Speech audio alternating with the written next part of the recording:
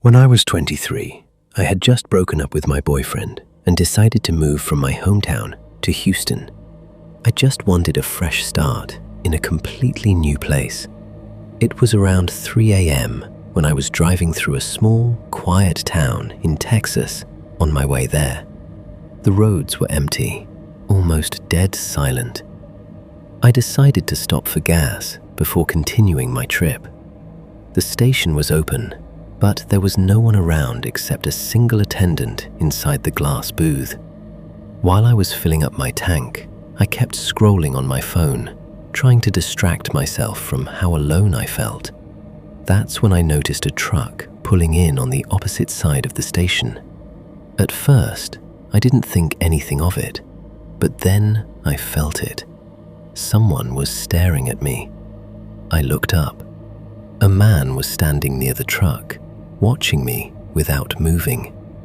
I gave a small, polite smile and turned away to close my gas cap. But when I turned back, I saw more of them. Not one, not two. There were 5 men in total.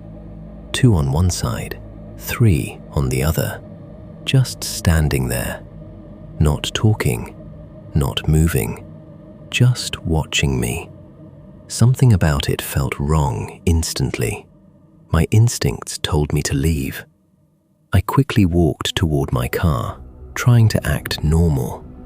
But the moment my hand touched the door handle, everything changed. They rushed me. It happened so fast I barely had time to scream before they grabbed me. I fought back with everything I had, kicking, screaming, scratching, but I was completely outmatched.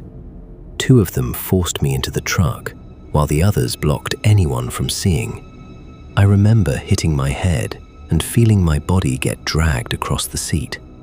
I kept screaming, but no one came. No one helped. They pinned me down in the back seat. I was shaking, crying, completely helpless. I had never felt fear like that in my entire life. At one point, I remember thinking, if I die here, I want them to leave proof. Anything. DNA under my nails. Anything that could help catch them. So I started scratching one of them as hard as I could. He yelled, but didn't let go. After driving for what felt like forever, they stopped at a cheap roadside motel. They dragged me inside like I wasn't even human. I was still screaming when one of them hit me and told me to shut up. One of them said if I behaved, they wouldn't hurt me anymore. They tied my hands and feet to a bed using belts and shoelaces. I was panicking, begging them to let me go, promising I wouldn't tell anyone. But they just spoke among themselves in a language I couldn't understand. The room smelled like alcohol, sweat, and something worse, like they had been staying there for days. Beer cans, bags, trash everywhere. This wasn't random. They had done this before. At one point, one of them said they needed more alcohol. Then they decided something I will never forget. They left the smallest guy in the room with me. The others left. And suddenly, it was just me and him. He looked nervous, younger, not as confident as the others. That's when I realized this might be my only chance. I asked him if I could use the bathroom. After a moment, he untied me. That was all I needed. The second his grip loosened, I ran. I bolted toward the door. He grabbed my arm, but I screamed at him, "Get off me!" He froze, just for a second, and then he let go. I didn't even look back. I ran outside barefoot, down the road, completely exposed, until I saw headlights in the distance. I threw myself in front of the first car I saw.